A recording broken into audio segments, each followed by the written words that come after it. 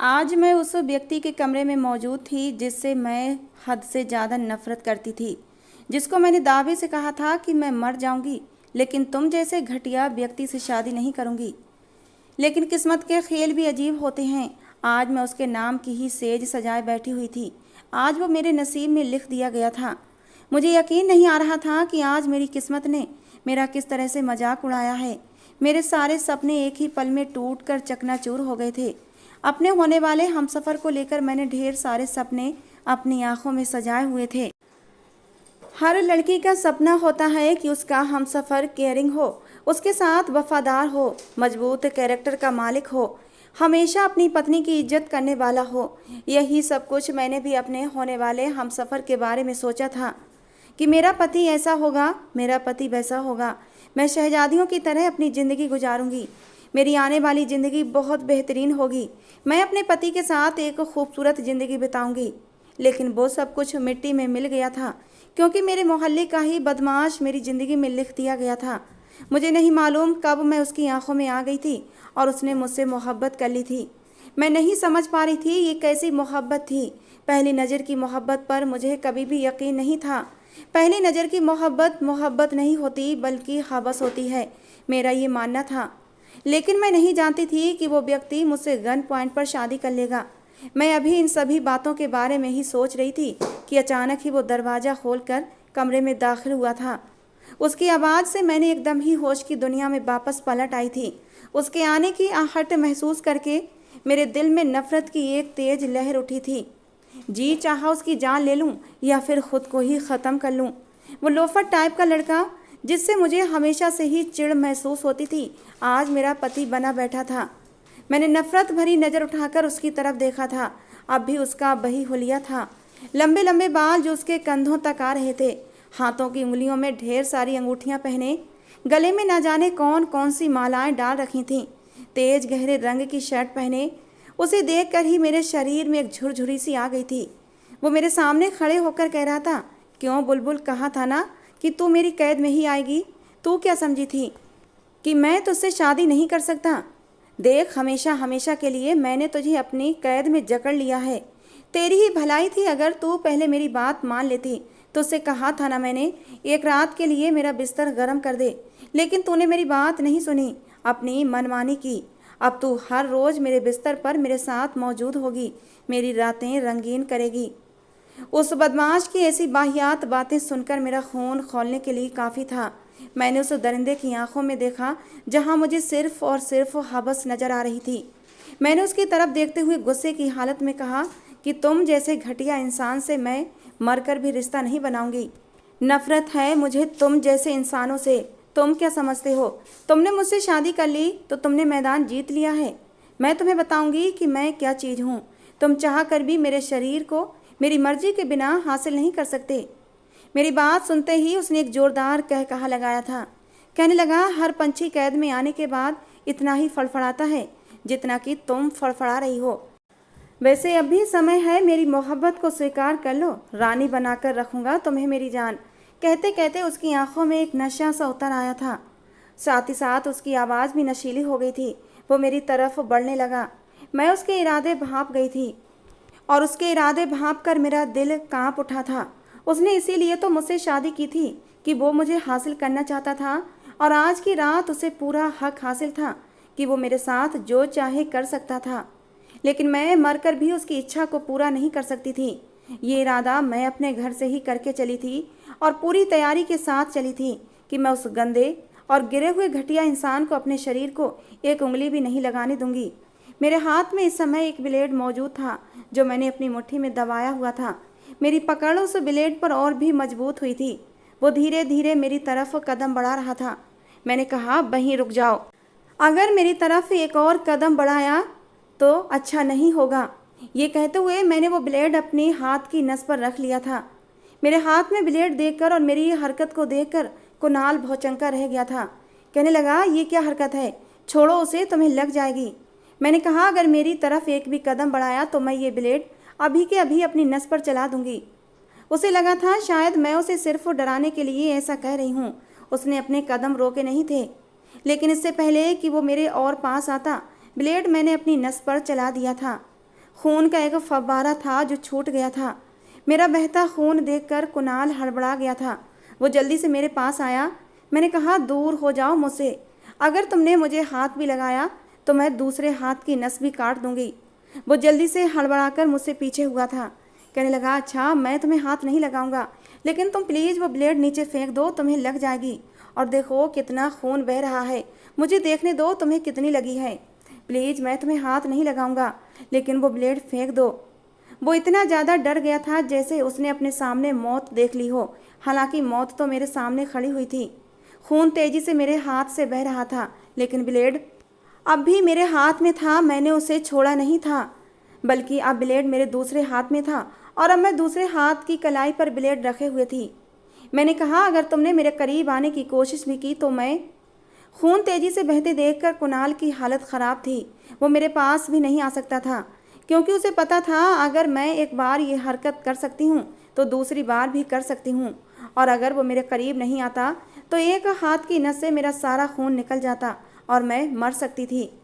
कुणाल ने फिर एक पल भी नहीं लगाया था और वो तेज़ी से मेरे पास पहुंच गया था। मेरा हाथ उसकी मजबूत पकड़ में था। उसने जल्दी से मेरे हाथ से ब्लेड छीना और दूर फेंक दिया था। लेकिन अब मेरी आंखें धीरे धीरे बंद होने लगी थीं। शायद मेरे शरीर से खून कुछ ज़्यादा ही बह चुका था। अभी थोड़ी देर पहले जो उसकी आंखों में जीत का घमंड था, मुझे पाने का नशा था, अब वहाँ पर सिर्फ और सिर्फ डर और परेशानी थी।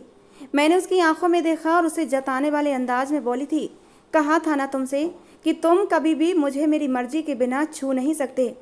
तुमने अपनी मनमानी करके ज़बरदस्ती मुझसे शादी तो कर ली, लेकिन तुम मुझे कभी भी हासिल नहीं कर पाओगे।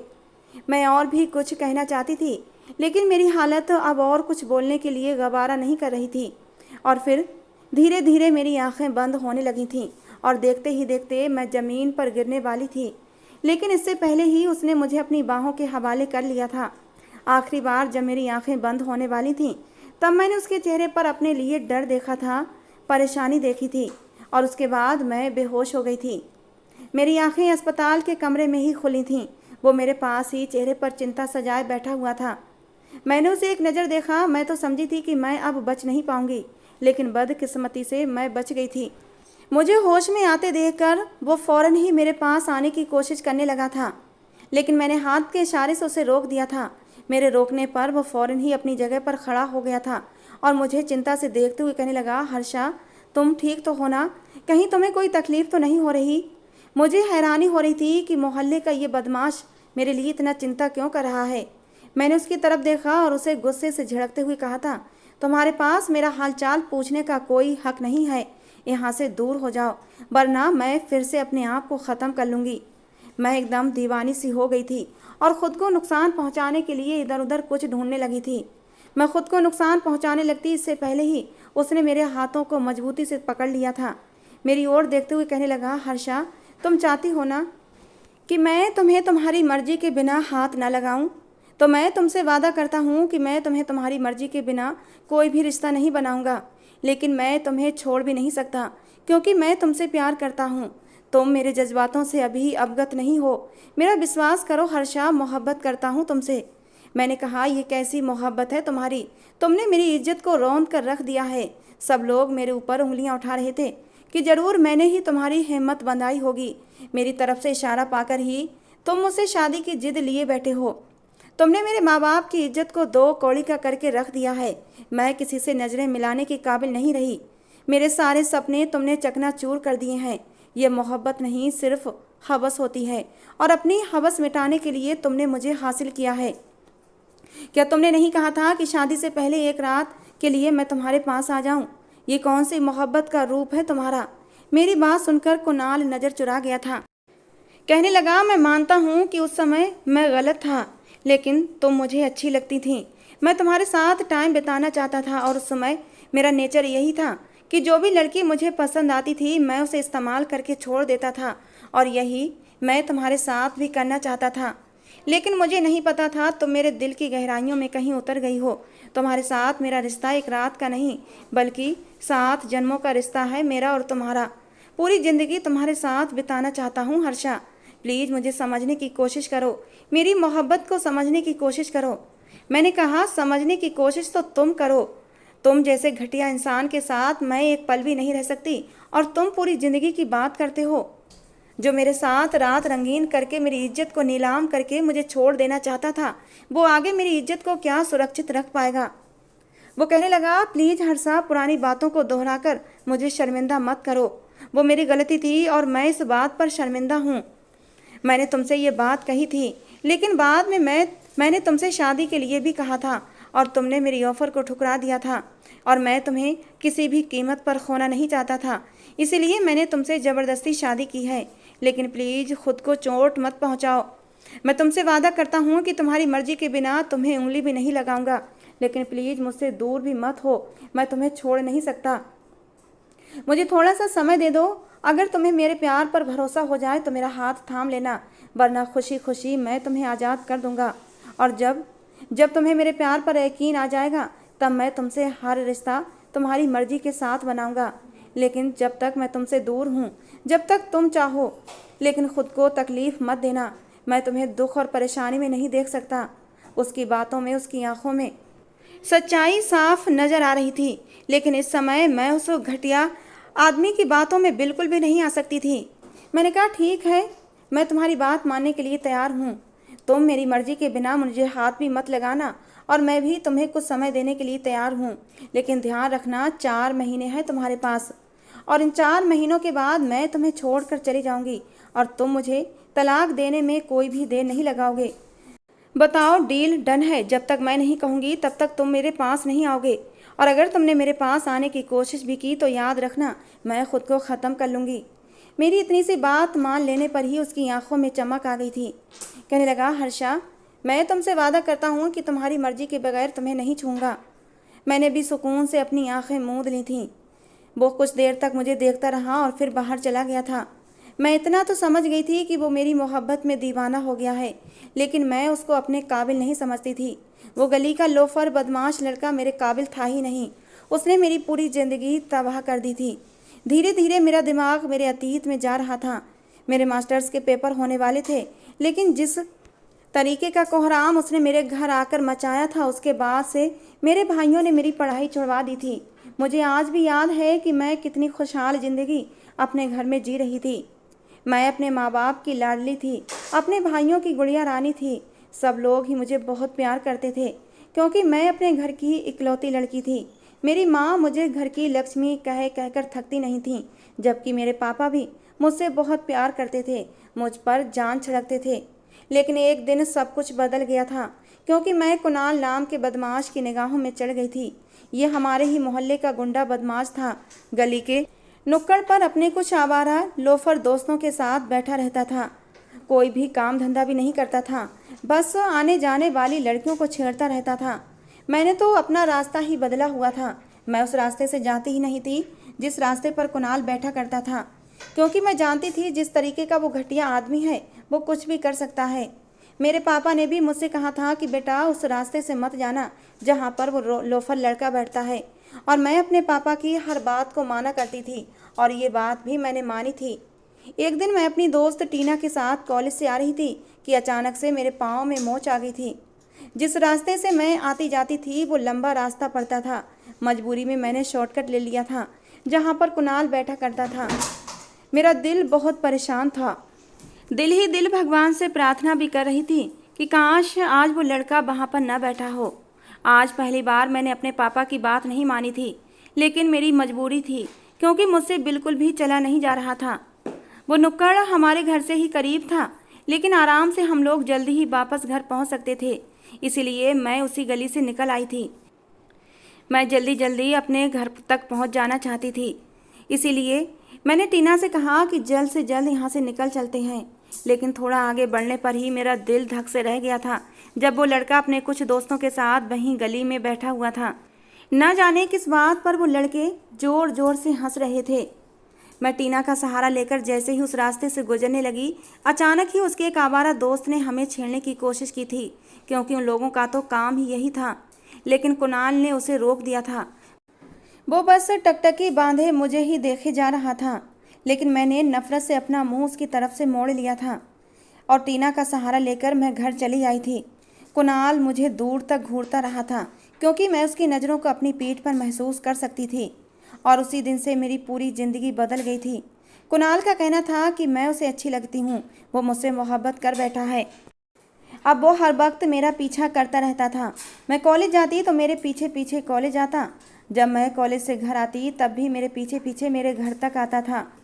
मैं उस पर ज़्यादा ध्यान नहीं देती थी। वो मुझसे बात करने की कोशिश करता था। उसने मेरा नाम भी कहीं से पता कर लिया था। एक बार मैं कॉलेज से आ रही थी, टीना उस दिन मेरे साथ नहीं थी। उसने मेरा रास्ता रोक लिया और कहने लगा, प्लीज़ हर्षा मुझसे बात करो, मुझे तुमसे बात करनी है। मैंने कहा, मेरे रास्ते में मत आओ वरना मैं शोर मचा दूंगी। लेकिन वो बेशरम लड़का मेरे सामने आ गया और मेरा हाथ भी पकड़ लिया। कहने लगा, शोर मचाकर क्या करोगी? कोई भी मेरे सामने बोलने की हिम्मत नहीं करता है और मुझे तुमसे कुछ ज़रूरी बात करनी है और वो मैं तुमसे करके रहूँगा। मैंने गुस्से के मारे उसके हाथों से अपना हाथ छुड़ाया था। कहने लगा, मुझे तुमसे मोहब्बत हो गई है, बहुत अच्छी लगती हो तुम मुझे। मैंने कहा, ये कोई तुम्हारी मोहब्बत नहीं है, पहली नज़र की मोहब्बत मोहब्बत नहीं होती, हवस होती है। मेरी बात पर वो बेशर्मी से अपने दांत निकाल कर हंसने लगा। कहने लगा, अगर हवस मानती हो तो हवस ही सही, लेकिन जो भी हो तुम मुझे अच्छी लगती हो और मैं तुम्हें हासिल करके रहूँगा। राजी से मानती हो तो अच्छी बात है, नहीं तो मैं ज़बरदस्ती भी करूँगा। उसकी बात पर मेरा दिल अंदर ही अंदर काँप गया था और मैंने वहाँ से जाने में ही भलाई समझी थी। मैं जल्दी से अपने घर आ गई थी, लेकिन मुझे अब न जाने क्यों उस लड़के से डर महसूस होने लगा था। मुझे उसकी आंखों में हवस साफ नज़र आती थी। मैंने अपनी माँ से कोई बात नहीं की थी, लेकिन मैंने टीना को बताया था कि वो हमारी गली का बदमाश मेरे पीछे पड़ा हुआ है। कहता है मुझसे मोहब्बत हो गई है, वो भी पहली नज़र की मोहब्बत। टीना मेरी बात सुनकर हंसने लगी। कहने लगी, वैसे देखा जाए तो लड़का इतना बुरा नहीं है, बस उसने अपना हुलिया ख़राब कर रखा है। अगर इंसानों के हुलिये में रहे तो काफ़ी हैंडसम लड़का है। मुझे टीना की बात पर गुस्सा आया था और मैंने एक घूंसा उसकी पीठ पर रख दिया। मैंने कहा, अगर इतना ही अच्छा लगता है तो तू जाकर उससे शादी कर ले। वो मासूमियत से कहने लगी, लेकिन वो तो तुझे पसंद करता है। मैंने कहा, मैं उसकी मोहब्बत को नहीं मानती। कहता है, मुझे तुमसे पहली नज़र की मोहब्बत हो गई है, लेकिन मैं ऐसी मोहब्बत को नहीं मानती। कहने लगी, यार मान मेरी बात, पहली नज़र की मोहब्बत भी होती है। देखना, तुम्हारी ज़िंदगी में भी एक ऐसा इंसान ज़रूर आएगा, तुम्हें भी उससे पहली नज़र की मोहब्बत हो जाएगी और तब तुम्हें एहसास होगा कि पहली नज़र की मोहब्बत क्या चीज़ होती है। खैर, टीना की बात पर मैं उस समय हंस दी थी। मैंने कहा, तेरा ये सपना कभी भी पूरा नहीं होने वाला, क्योंकि मैं अपने माँ बाप के पसंद के लड़के से शादी करूँगी, किसी ऐरे गहरे नत्थु खैरे से नहीं, जो हर दूसरी तीसरी लड़की से इश्क करता फिरे और उसे पहली मोहब्बत का नाम दे दे। मैं बहुत ही खूबसूरत लड़की थी, मेरी दोस्त कहती थी कि तुम तो बिल्कुल चांद का टुकड़ा हो। मेरे चेहरे पर कोई भी चीज़ बनावटी नहीं थी। मेरे होंठ नेचुरली लाल थे, मेरे गाल नेचुरली गुलाबी थे, मेरे गालों पर डिम्पल भी पड़ते थे।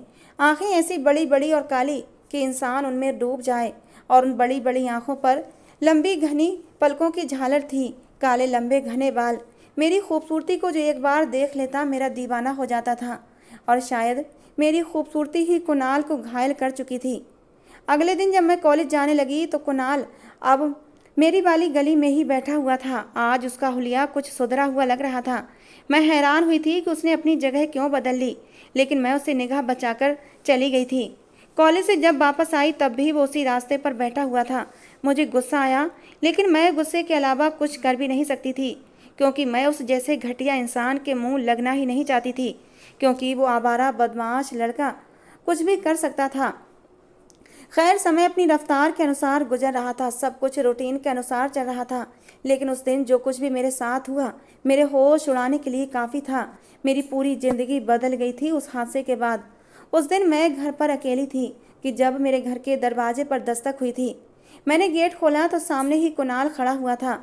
घर पर उस समय कोई भी मौजूद नहीं था।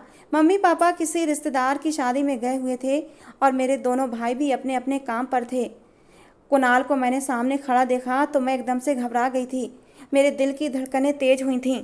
मैंने जल्दी से दरवाज़ा बंद करना चाहा, लेकिन वो दरवाज़ा खोलकर अंदर आ गया था। उसकी आंखों में एक नशा सा छाया हुआ था।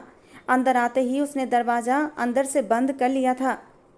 मैं चीखना चाहती थी, लेकिन उसने मेरे मुंह पर हाथ रख दिया। कहने लगा, बस अब बहुत हो गया हर्षा, अब तुम्हारे बिना रहा नहीं जाता। ये कहते कहते वो मेरे करीब हो गया था। उसने मेरे गले से दुपट्टा भी उतार कर दूर फेंक दिया था और कुछ ही देर में वो मेरे ऊपर पूरी तरह से। दोस्तों, कहानी अभी जारी है। कहानी का अंतिम भाग कल इसी समय अपलोड किया जाएगा। अब तक की कहानी आपको कैसी लगी कमेंट बॉक्स में ज़रूर बताना। कहानी पसंद आई हो तो प्लीज़ लाइक भी करना। हमारे चैनल पर इसी तरह की और कहानियाँ सुनने के लिए हमारे चैनल से जुड़े रहें।